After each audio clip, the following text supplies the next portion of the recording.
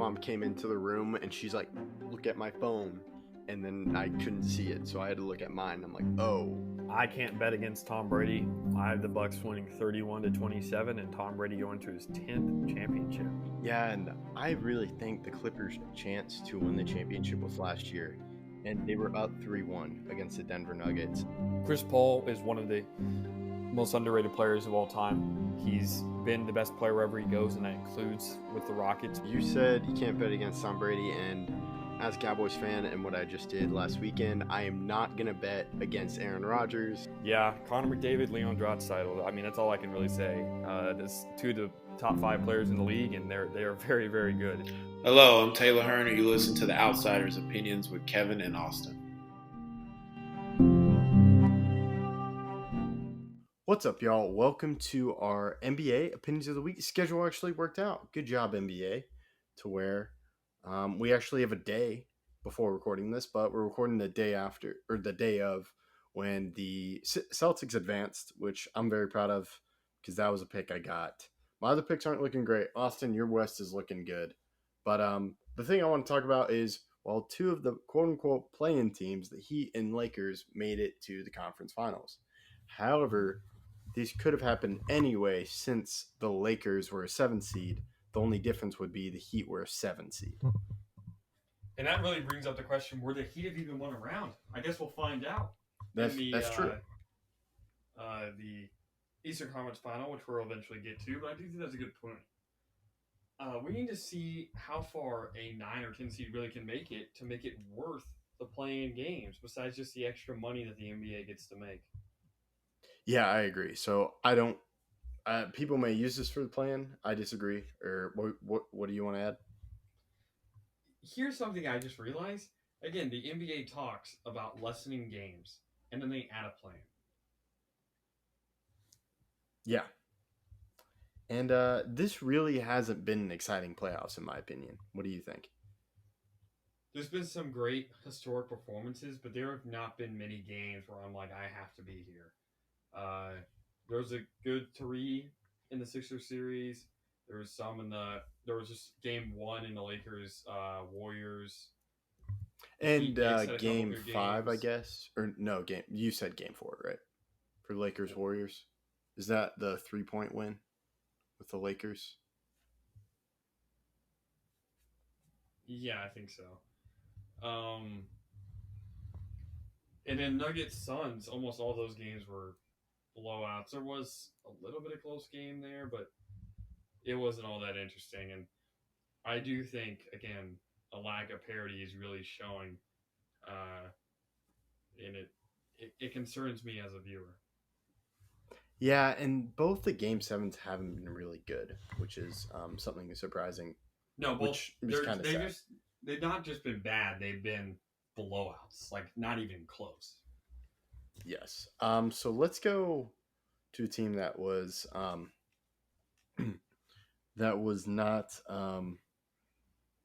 not really close in their elimination loss for the second year in a row in the Suns, and they fired their coach.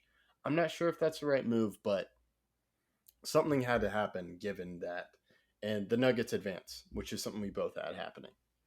I saw a stat. I bet you saw it too. It's not really a stat. It's really a fact. Kevin Durant got 2 head coaches fired in the same year. Oh, wow. That's a good fact to know. That's crazy. But yeah, so I think that's a good coach on the market with already Mike Budenholzer, which I think we were surprised by that. But I think there are some 2 good coaches on the market. We'll see what happens. But yeah, the Suns didn't really work out. Now, does this mean they keep Ayton, or do they also trade Ayton to get more depth? Ayton couldn't guard Jokic. I would not be shocked if they move in a different direction, even though Ayton wants to return. Well, yeah, and the thing was, I think Monty Williams and Ayton didn't really get along. So did they choose Ayton by firing Monty Williams? I don't know if those are 2 separate things, but it would make Ayton happy, so you'd see it like that. But I don't think those are mutually exclusive. I don't think you have to do one and then not get the other. You could get rid of both. Yeah, I'm curious to see if we see them get rid of both. Um, but Jokic was incredible, and his help. The only game where he did have Jamal Murray put up 27 points when he had 53 points, and they still lost. But I think this definitely shows just how great Jokic is. Oh, 100%. And the fact that Jock Lawndale was the best chance the Suns had really shows why this team could not win a championship. Uh, with this era of Chris Paul and Devin Booker and Aiton. We'll see. A Yeah, and I full year just with KD will really help. Sorry to interrupt, but no, you're good, you're good. It was just I didn't believe in him. That's why I didn't lose in the first round. But I think that would have been better than just to have a 30-point deficit at halftime of an elimination it's game. not better. You never want to lose a round earlier, but I get your point. It's embarrassing, and I don't think firing Monty is the correct move. He was not the problem. I think it's more of a GM. You can't just buy everybody. We saw this in hockey too. Just because you build a super team doesn't mean you're actually going to win any games. So, or come playoff time, I should say. And we've seen that distributed across many leagues, and now the Suns are getting to learn that lesson for themselves. Yeah, but now we'll stay on the West and we'll go to the Lakers pulling off the upset with the Warriors. Just a healthy AD really changes everything. AD is a top 10 player in the league fully healthy, and that will not, these playoffs will not change my mind on that. His impact on the game is more than LeBron at sometimes. His defensive versatility, he can get blocks, he can get steals, he makes great plays, and he's going to be the key to this next round. And I mean, moving on to the Lakers versus Warriors, the Warriors could do nothing, and their lackluster shooting and lack of help for Curry really doomed them in the end.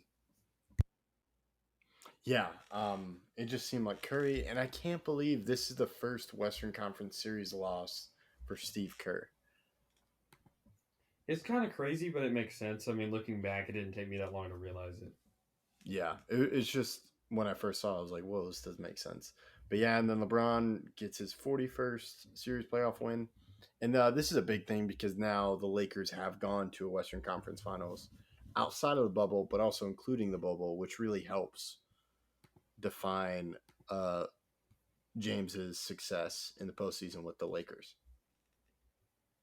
Yeah, and I think this is a huge season for him and the Lakers. Obviously, they're in a Western Conference Final already, and against a team that's made it there before. But if he does it as a 7 seed, that only adds to his legacy and the debate that everyone is having with him being the GOAT. Yeah, we'll have to see what happens. But yeah, we'll preview the Western Conference Finals in just a second. But let's go to Heat versus Knicks. This one, once I saw this matchup, I thought the Heat were going to win, just given the defensive prowess, and I didn't really believe in the Knicks. Understandable. Julius Randle did not come to play in Game 6. I know Brunson made a bad error that cost him the game, but Brunson played well, and it's impressive that Brunson could leave and still make it further than the Mavs. Yeah, nice cut. But he did not make conference finals, so I just think there have to be other pieces, and didn't seem like Brunson got the support. But yeah, he definitely did play well, and yeah, I'm sure Mavs fans. I wish they could have extended him, but in the summer he was already gone. So, but this is also a big thing for Jimmy Butler. Great playoffs, and he gets a little bit of rest because his game isn't until Wednesday. That's true. There is some rest, and I'm glad that they aren't rushing these playoffs. I want to give some credit scheduling wise that they could have started the Western Conference Final tonight while we're recording, but they didn't, and they waited until Tuesday. And obviously, the Eastern Conference Finals will start Wednesday, as you mentioned. So it's all working out. Yeah, and this is a thing that this is a guy. I feel like last year I was talking about Steph Curry and what his legacy was, and then I believe at the start of this playoffs, I was talking about the Celtics and Jason Tatum. Can he have those games where to close out a series? And I think he answered that today, or he answered part of it. You have to do it in the later rounds. Yes, the second round, first round, great game won't. They will help, but to answer those, the finals he played horrible last year. We need to see him play Yeah, better in the Eastern Conference Finals and Finals. And this matchup against the Heat with great defenders will really show how much he has grown as a player. that's a really good clarification. Yeah, this doesn't cement it. This is just part of his journey where he will have to have probably multiple great games against the Celtics because we saw some other guys. It seemed the Celtics really. I was surprised by how they struggled with the Sixers, but also the Sixers have a nice core of Embiid, Maxey, and Harden. It's just I'm not sure if that core stays together. I mean, that's for the off season. I don't know. We'll have to see. It's a little early. It'll be tough to keep them all together, but obviously, I think they could if they did everything perfectly. Yeah, and just overall, I was impressed with it. They seemed really balanced, but this was a pick you and I went against, and I said this would be a key decision on coaching. Now, I'm curious what we think about what happens to Doc Rivers, if anything happens. I'm not a Doc Rivers lover. I don't understand how he's gotten so many opportunities after he's had so many great teams on so many different organizations. He's failed the Sixers. He really has, and that part of that blame goes on Embiid, goes on Harden, and goes on the players. But Doc Rivers has the most elimination game losses of all time, and that includes games where he can eliminate other teams. So they were up 3-2 in this series. They've been up 3-1 before. I remember that 3-1 Rockets against the Rockets, and they lost. There's so many big series that he's blown, and it took a super team, the first real modern super team, for him to win anything. So I don't know how much credibility he still has, considering that he had an MVP, Harden averaging the most assists, Tyrese Maxey being one of the best players, young players in the league, and so many other quality role players. I don't know how many excuses are left before you just cut bait. Yeah, and that's something I'm not really sure I know the answer, but I wanted to pose the question. And that's something we'll keep the eye on. And like I said, there are some really good coaches out there. Because Monty Williams, I believe, had the most wins as a coach since 2021. That's true. That is correct. So he's now on the market. So maybe you try to lure him because it seems like an attractive spot, at least in my opinion, which I was impressed. I think there's a chance that Monty or Mike Budenholzer goes to the Sixers. We may see Monty go to the Bucks, and then Budenholzer goes to the Sixers. I don't really know. Both of those guys are great coaches. I'm shocked that either of them were fired. Yeah, I agree. And I would be heavily surprised if they're an assistant. I'm sure they will get a first. They will not be. Neither of those guys will be an assistant. They would rather, I think, stay out of the league than be an assistant. Okay. Okay. Then I'll rephrase it. I'd be surprised if both of them, if not one, is a head coach, is not a head coach. So at least one's going to be a head coach next year. Oh, most likely I would say both easily are. There's so many vacancies. And if it doesn't happen, I'd be very shocked. Yeah, I don't see a world where that happens. Yeah. But let's go into the conference finals discussions. We'll make some picks.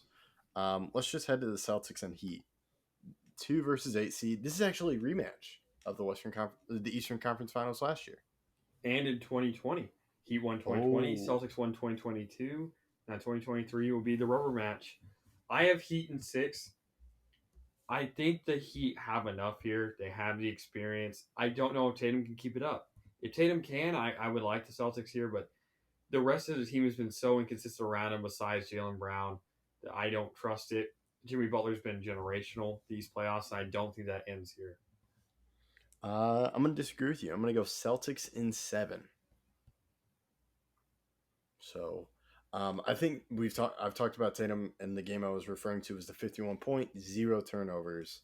What is he going to have multiple games, or is Jaylen Brown going to have multiple games of being great and leading his team? They'll need it. They will need it from someone. It's just who does it, and it will determine how we view the number one player on the Celtics. But I think Jimmy Butler would play a great series. It's just I'm not sure about the guys around him, and they are great defensively. I'm just offensively, I'm curious how it works. Celtics, I think they will struggle. That's why they need that one guy because of the defense of the Heat. It's true. The defense of the Heat will be a big part of what they will do. And can the Heat slow Tatum and crew down? If so, then I'm very confident in my pick. Yeah, we'll have to see. I'm very intrigued. I think this is going to be a good series. Then this is another series where this one I'm probably going to say go 7, and I'm going to go with Nuggets. I have Nuggets in 7 too. I just had to check mine. This is going to be a great series. I just don't know if Anthony Davis, injury wise, and over his career, he's had a lot of injuries. So I just don't know if he can necessarily guard Jokic at the perimeter. Jokic right now is shooting 48% from three, or 47.5 to be exact, on about 4 attempts per game. So it's just the fact that I don't necessarily trust that he can make the plays necessary. If he is athletic enough and he doesn't get hurt, I wouldn't be shocked if we see a great series from him and uh, the Lakers. LeBron's really going to be the key. He always is, but I don't know if he can do enough at this age. Yeah, this will be a key thing for LeBron, but I do think Anthony Davis is going to be the star of this series if the Lakers win, because it's how does he defend Jokic? And also, how does Jokic defend him? I think is a fair question. That's true, but the Nuggets are more of a team defense, so I wouldn't be shocked if it does work out. Yeah, that's something. So we'll have to see, but I'm very intrigued with that. This is also a rematch from 2020 playoff, so I guess we'll see if we get two different answers or two different choices from the 2020 playoffs, because you had Nuggets versus Lakers. That's true. And we will see if we get a bubble rematch, our first playoff coverage too, rematch from when we were in our infancy as a pod. But I'm very excited. I hope these can save the playoffs, make it a little bit competitive, and force me to do a double screen. That's a good point. I didn't even realize that is something that is true. That we are looking back at some old memories, but I'm excited to see if a rematch will happen, and I'm hoping that my predictions can hold true. The score right now, we don't. Kevin still has to check his, and we have to cross examine. I'm pretty our sure points. you're leading. It's close either way, and the Nuggets winning the finals would be the nail in the coffin. Yeah. So we'll see what happens. I do want that to happen though, because I think it'd be so great for Jokic. And then the Warriors, I think they'll be fine. They got a few more years, but tough loss. But that's all we got. Any final thoughts? Nope. Thank you for listening. Make sure to check out our Instagram, our Twitter, and we'll keep you updated as hopefully the NBA schedule remains good. That's all we got. Thank you for listening to Outsiders Opinions.